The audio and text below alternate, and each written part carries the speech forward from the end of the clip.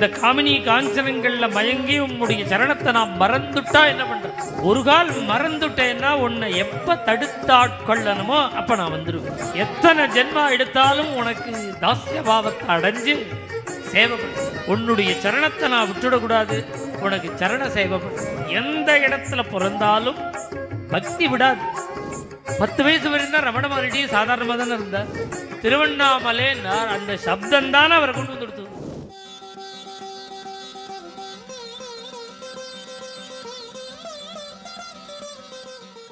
ஒரு கால் உங்களை நான் மறந்து விட்டு பெண்ணாசை, பொன்னாசை, மண்ணாசை, இந்த காமினி காஞ்சனங்கள்ல மயங்கி உன்னுடைய சரணத்தை நான் மறந்துட்டா என்ன பண்றது?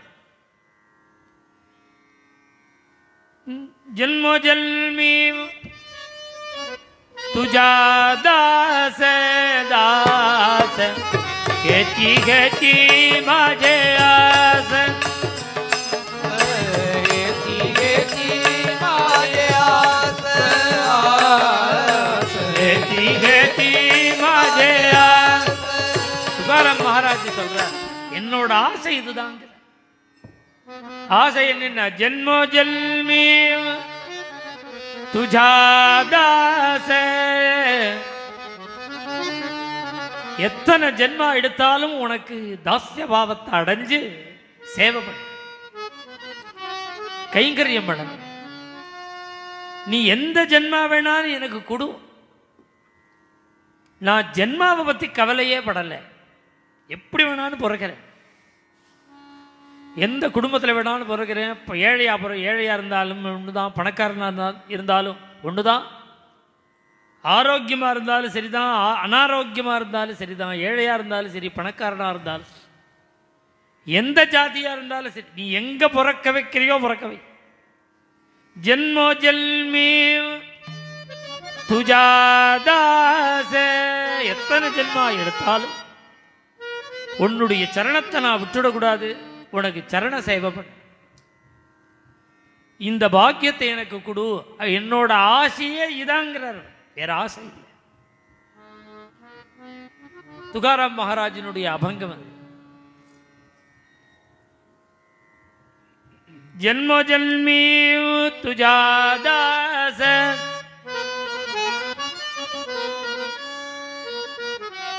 என்ன போய் சம்சார சாகரத்தில் போய் விழச் சொல்றேளே, மறந்துட்டா அவங்க மறந்துட்டா என்ன பண்ற? அப்பதான் பகவான் சொல்றான், என்னமா மறக்க முடியும்? சம்ஸ்காரம். நந்தனாருக்கு எப்படி சிவபக்தி வந்தது? திருப்பாணாழ்வாருக்கு எப்படி பெருமாள்கிட்ட பக்தி வந்தது? சோக்காமேளர்கிட்ட எப்படி பாண்டுரங்கன்ட்ட பக்தி வந்தது? ஏன் அப்படின்னா, நாத யோனி சகஸ்ரே, எந்த இடத்துல பிறந்தாலும் பக்தி விடாது. எங்க பிறந்தாலும் விரட்டுமா. ஏற்கனவே எந்த இடத்துல நிறுத்தினானோ அது தொடரும் பக்தியில். ஆனா நாரத சுவாமி, நான் மறந்துட்டா என்ன பண்றதுங்கிறார். ஆனா 32 வருஷம் மறந்துட்டார். 32 வயசுக்கு அப்புறம்தான் பக்தியே இருக்கு. இப்பேற்பட்ட பக்தர் அவதார புருஷர் ஏன் இந்த 32 வருஷம் மறந்தார்னார்? அவர் சங்கல்பமே அப்படி இருக்கு. நீ அவதாரம் பண்ணின்னு பெருமாள் நியமிக்கும் பொழுதே உம்மை நான் மறந்துட்டா அப்படின்னு கேட்டாரோன்னு. மறந்துட்டா என்ன பண்றதுன்னு கேட்டதுக்காக தான் மறந்த 30 வருஷம்.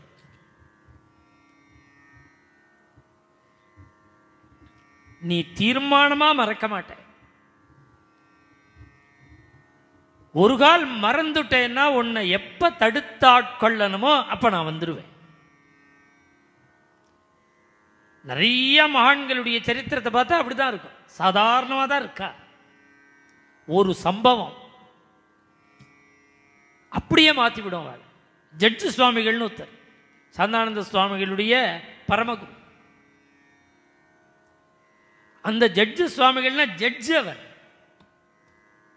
யதார்த்தமான ஜட்ஜு. ஒரு ஜட்ஜ்மெண்ட் எழுதுறார். அந்த சாட்சிகளை வச்சுன்னு சாட்சியினுடைய பிரமாணத்தில் ஜட்ஜ்மெண்ட் எழுதும்பொழுது அது தப்புன்னு தெரியுது அவருக்கு. உண்மை இல்லாமல் பொய்க்கு சாதகமாக எழுத வேண்டியிருக்கு. பார்த்தார் அவர், ஜட்ஜ்மெண்ட் எழுதினார், அங்கேருந்தே சன்னியாசம் வாங்கிட்டு கிளம்பிவிட்டார். ஜட்ஜ்மெண்டோடு அப்படியே சன்னியாசம்.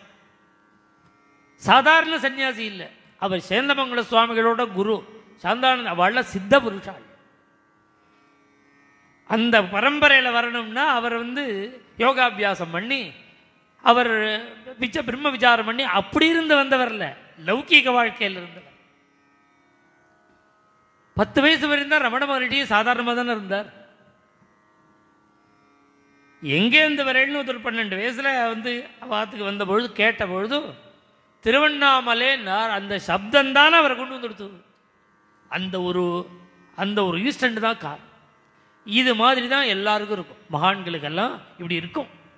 மேலும் இது போன்ற சிறப்பான நிகழ்ச்சிகளை காண இப்போவே லைக் பண்ணுங்க, ஷேர் பண்ணுங்க, மறக்காம சப்ஸ்கிரைப் பண்ணுங்க.